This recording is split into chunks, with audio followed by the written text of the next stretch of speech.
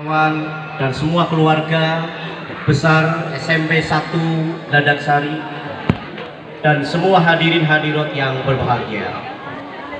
Syukur alhamdulillah pada sore kali ini saya ditakdirkan oleh Allah Subhanahu wa taala untuk bergabung di sebuah majelis yang luar biasa. Majelis yang sering kita lakukan di setiap tahunnya, namanya Halal Bihalal. Dan mudah-mudahan kita semua yang hadir di sini dalam keadaan sehat walafiat. Amin. Ya Rabbal Alamin. Dan semuanya senantiasa selalu hidup bahagia. Amin. Ya Rabbal Alamin. Sholawat dan salam semoga tercurah kepada idola kita Nabiullah Muhammad SAW.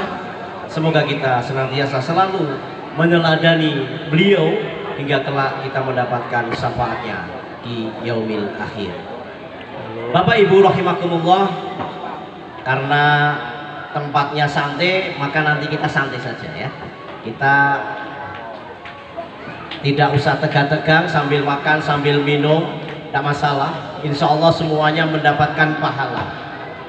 Bapak Ibu rahimakumullah, bahwa kalau tadi sudah dibacakan oleh qori kita Ustadz Fatur ya, Ustadz Muhtarom, Ustadz Fatur, Ustadz Muhtarom, ya, baru kenal ya. Iya, tadi dijelaskan di situ bahwa ketika kita sudah ditempa oleh namanya madrasah Ramadan atau sekolah Ramadan, di sana banyak pelajaran yang kita ambil. Agar apa? Agar kita menjadi manusia yang unggul dan tangguh. Manusia yang unggul dan tangguh itu manusia yang senantiasa selalu menerima tantangan dan dia mampu memecahkan tantangan tersebut dan hingga dia mencapai kesuksesan. Dan kesuksesan orang yang puasa itu adalah orang yang mendapatkan gelar muttaqin, orang yang bertakwa. Kalau tadi disebutkan di surat Al-Imran ayat 133 sampai 134, di situ jelas bahwa orang yang bertakwa itu yang pertama harus memiliki kecerdasan spiritual. Apa itu kecerdasan spiritual? Kecerdasan spiritual itu paling tidak kita memiliki 3 hal. Yang pertama, kita faham bahwa kita adalah minallah. Kita itu asalnya dari Allah. Dan proses dalam hidupnya itu harus ma'iyatullah, harus bersama Allah. Kita harus bersama Tuhan kita. Kalau Allah hadir, Tuhan kita hadir dimanapun berada, insya Allah hidup kita akan bahagia, hidup kita akan sukses dunia dan akhirat. Dan yang ketiga, kita sadar dan kita tahu bahwa orang yang memiliki kecerdasan spiritual, dia tahu arahnya kemana, tujuannya kemana, yaitu ilallah. Kita akan kembali kepada Allah. Jika 3 hal itu kita sadari, kita yakini, insya Allah kecerdasan spiritual akan kita gapai. Dan yang kedua, orang yang bertakwa itu harus memiliki kecerdasan finansial. Di situ disebutkan wa yunfiquna fis-sarai wad-dharra. Jadi orang yang punya kecerdasan finansial itu orang yang memiliki mental kaya. Meskipun belum kaya-kaya amat, meskipun gajinya belum besar-besar amat. Ada yang di sini gajinya paling besar? Ada? Ada ya? Orangnya hadir? Hadir. Yang paling sedikit ada? Ada. Orangnya hadir? Hadir. Mau ditambahin nggak? Syaratnya bersyukur, nanti ditambahi. Iya. Kecerdasan finansial. Jadi mau lapang maupun sempit, kita harus punya kebiasaan berinfak. Itu yang sering saya tanamkan di anak didik saya. Jadi kita punya, kalau di sekolah saya sekolah swasta, jadi punya kemerdekaan, kurikulumnya merdeka, ya kita ngelolanya merdeka juga. Kita punya semangat untuk mengajari anak-anak untuk memiliki mental kaya. Salah satunya adalah kita membiasakan setiap hari anak-anak itu untuk berinfak. Orang yang berinfak itu tidak akan pernah miskin, tidak membuat miskin, tapi justru dia akan menjadi kaya. Maka Bapak sekalian, jangan pernah kita awal atau pelit terhadap siapapun, lebih-lebih kita dalam berjuang di dunia pendidikan. Termasuk ketika kita ingin mengembangkan lembaga pendidikan kita, kalau kita memang harus keluar uang pribadi, tidak masalah, asal kita ikhlas. Ya, lebih baik ikhlas dan banyak daripada sedikit tapi tidak ikhlas. Betul, Bapak sekalian? Betul. Termasuk jenengan hadir di sini ikhlas, betul? Ikhlas ya, apalagi itu udah ada lauknya menggoda sekali itu ya. Udah tak tahan-tahan dari tadi saya. Sengaja saya nggak makan pisang, nggak makan kacang, minum dikit, ya sengaja biar lauk intinya itu masuk nanti ya. Cocok gitu ya. Oke. Itu ya, harus memiliki mental kaya. Orang yang memiliki mental kaya berarti kecerdasan finansialnya bagus. Tidak pemborosan, tidak menghambur-hamburkan uang. Karena uang yang kita makan itu akan jadi kotoran. Uang yang kita simpan itu akan jadi rebutan. Tapi kalau uang yang kita infakkan itu akan menjadi penolong kita di negeri tujuan kita yang abadi, yaitu akhirat sana. Dan yang ketiga, orang yang bertakwa itu memiliki kecerdasan sosial. Apa itu kecerdasan sosial? Kecerdasan sosial itu orang yang senantiasa selalu dan mau memaafkan kesalahan orang lain. Sebelum minta maaf, orang yang berbuat salah kita maafkan. Kira-kira Bapak Ibu sekalian, keluarga besar SMP 1 Geladak Sari, ada yang suka saling marah-marah di sini? Nggak ada ya. Semuanya senyum-senyum ya. Baik-baik saja ya. Apalagi tadi lihat Ustadz muda itu ya, luar biasa. Wajahnya sudah handsome, masih muda, itu kayak saya waktu muda dulu ya. Cuma beda aja, kalau saya agak ndek, itu agak tinggi gitu ya. Iya, kecerdasan sosial. Artinya mau memaafkan kesalahan orang lain. Jangan sampai Bapak sekalian, ada orang yang rajin ke musola, rajin ke masjid, rajin ngaji, tapi mulutnya memaafkan tapi hatinya tidak. Maka kita dohiron wa batinan, kita harus mau memaafkan. Maka kalau kita lihat dalam satu pepatah di Arab mengatakan bahwa ad-dohiru tadulu ala batin. Jadi dohir itu menandakan batinnya. Jadi Bapak sekalian, kalau di sini mungkin dalam penampilannya cantik-cantik, ganteng-ganteng, insya Allah hatinya juga cantik. Jangan hanya polesan-polesan kok. Ya sekarang kan banyak ya, orang-orang itu pada glowing, ya pakai skincare, ada yang pakai fresh care, ya. Berlomba-lomba ingin glowing, gitu kan? Tapi itu baru glowing, apa? Dohirnya. Tapi sebisa mungkin kita punya glowing hatinya. Hatinya itu betul-betul suci, hatinya itu bersih. Karena manusia itu diilhami dua hal. Fa'alhamaha fujuraha wa taqwaha. Jadi Allah mengilhamkan dua hal. Yang pertama jalan kesesatan, jalan kemaksiatan. Yang kedua adalah jalan ketakwaan. Ya. Nah, orang yang beruntung yang bagaimana? Qad aflaha man zakkaha. Orang yang beruntung itu yang senantiasa merawat hatinya, selalu suci, selalu bersih, selalu lembut, tidak ada noda-noda yang menempel. Apa itu noda-noda? Ada rasa iri, dengki, kemudian ada rasa riya dan lain sebagainya. Maka di momentum halal bihalal ini kita kembali ke fitrah. Maka hati ini kita jaga agar hati itu betul-betul menjadi raja diri kita. Maka dikatakan oleh Al-Ghazali, innal qalba kal malik wal jasadu wal adau karru'iyat. Hati itu seperti raja. Innal qalba kal malik wal jasadu wal adau karru'iyat. Dan jasad dan anggota tubuh kita itu seperti rakyat. Kalau hatinya bersih, insya Allah tangan, kaki, mulut, mata semuanya akan ikut bersih.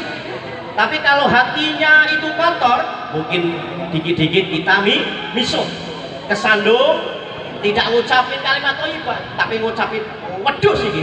Wah, buset dan lain sebagainya. Kalau hatinya bersih, insya Allah ketemu orang, masya Allah, ya, subhanallah. Selalu kita ucapkan kalimat-kalimat thayyibah, kalimat-kalimat yang baik. Tapi kalau hatinya kotor, ya ucapan-ucapan, tangan, kaki, semuanya mengarah ke hal-hal kemaksiatan. Padahal kita sudah diajarkan di bulan Ramadan itu agar kita senantiasa merawat kebaikan. Maka kebaikan-kebaikan di Ramadan itu harus kita lakukan di 11 bulan ke depan. Agar apa? Agar kita bisa menjadi orang yang sukses. Seperti yang saya katakan tadi dalam mafudot, man sara ala darbi wasola. Barang siapa yang berjalan di atas relnya, maka dia akan sampai pada tujuannya. Kalau jenengan mungkin ada yang belum PNS di sini, ada yang belum ASN, insya Allah kalau jalannya sesuai, insya Allah akan jadi ASN. Ya, meskipun bapak saya ASN, tapi saya tetap eksis di pegawai luar negeri karena masih bangga menjadi pegawai luar negeri. Tidak apa-apa, yang penting kita semangat sama-sama untuk memajukan pendidikan Indonesia. Maka sekarang kurikulum yang sering kita sebut adalah kurikulum merdeka. Kurikulum merdeka itu mengadopsi dari kurikulum namanya internasional baccalaureate. Kenapa? Saya sudah sekian tahun mengajar di salah satu sekolah internasional di Surakarta, yaitu pakai kurikulum internasional baccalaureate. Maka Menteri Mas Nadiem itu dulu lulusan di situ dan plek dengan kurikulum merdeka itu plek.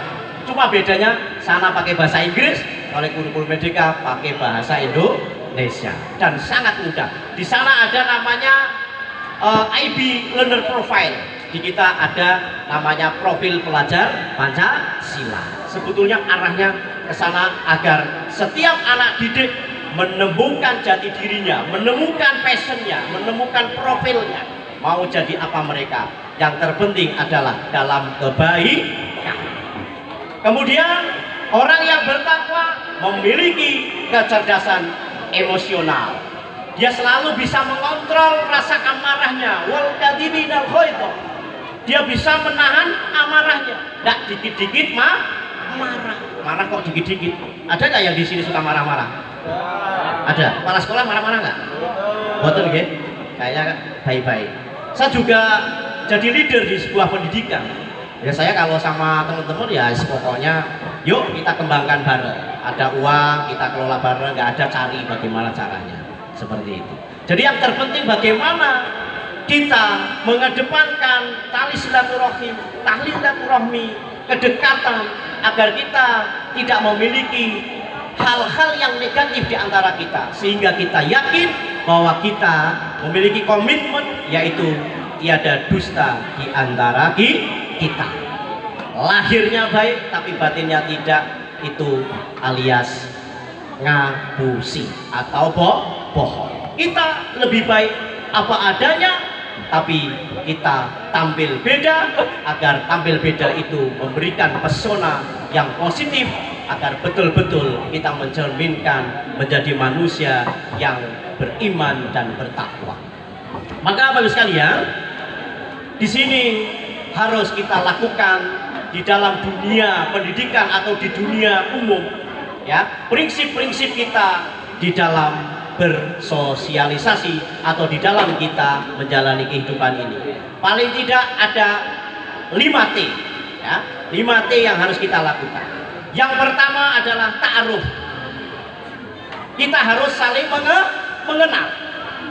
Kita diciptakan Allah bersuku, berbangsa, ada jenis laki-laki perempuan, kita disuruh saling mengenal. Dulu jujur saya tidak mengenal sama Pak Muhtarom, sekarang kenal, ya.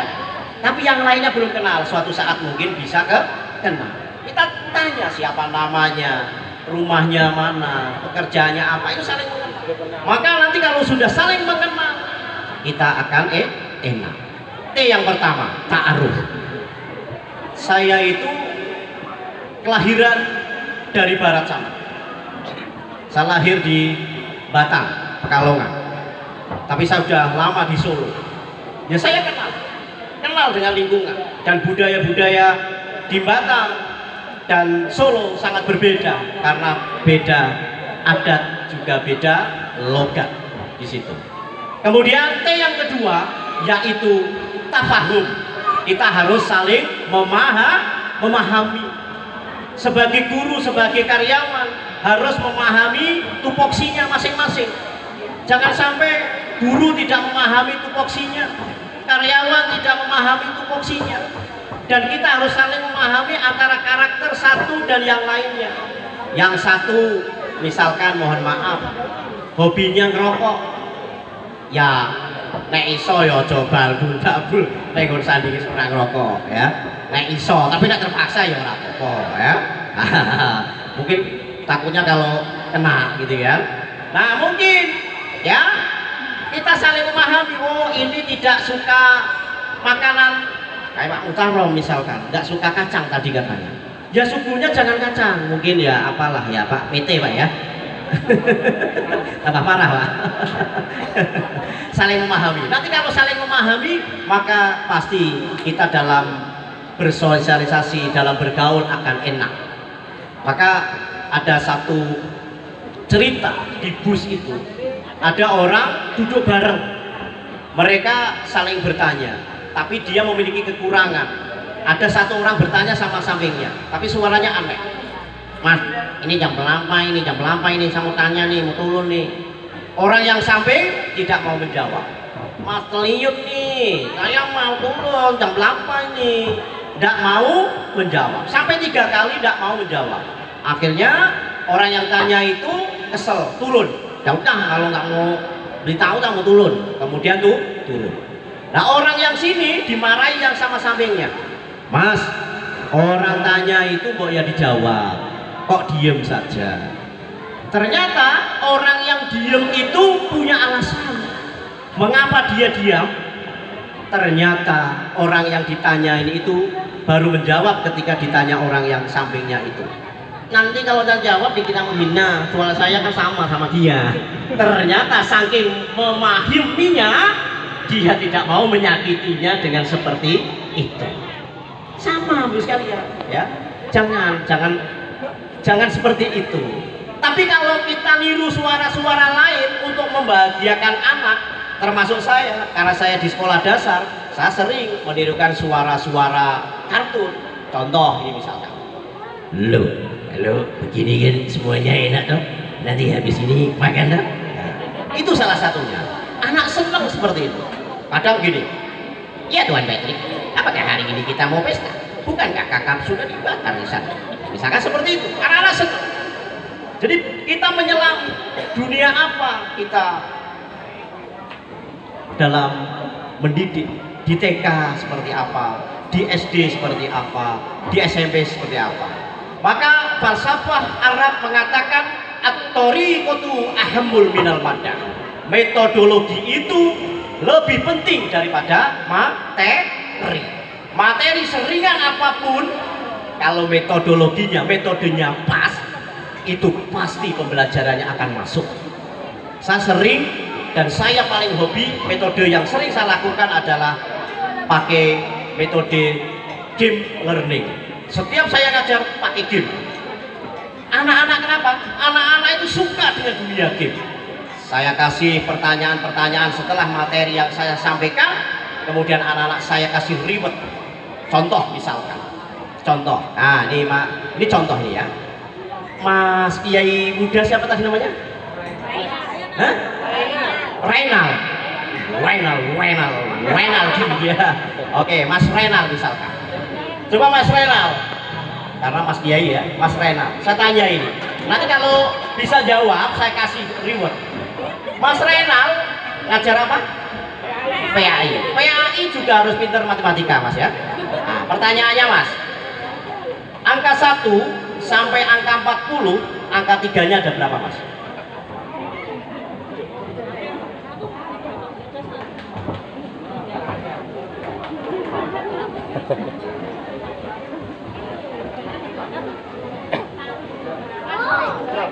Sekedap ya, memang butuh pemikiran ya, butuh pemikiran Mas ya. Soalnya gampang ya, jawabannya sulit ya. Mungkin mau asli audien.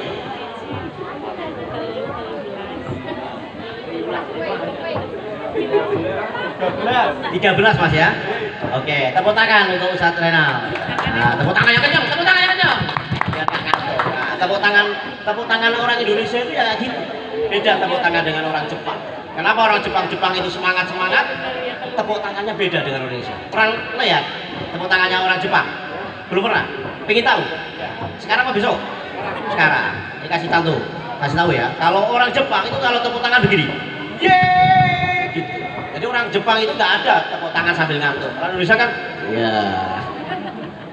Mohon maaf Mas, hari ini jenengan tidak beruntung. 13 salah.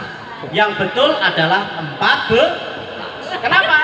Karena di situ ada angka 33. Tiganya ada 2. Ya Mas ya. Ini baru pelajaran yang pertama Mas ya. Nanti kalau ketemu saya lagi pelajaran yang level yang kedua ya. Gitu ya. Jadi kecerdasan sosial tadi ya. Ya. Tafahum, saling memahami.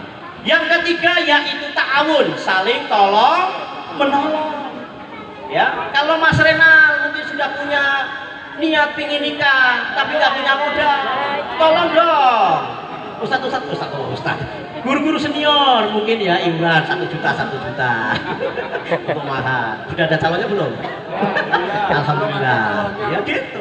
Risiko orang ganteng itu harus punya calon.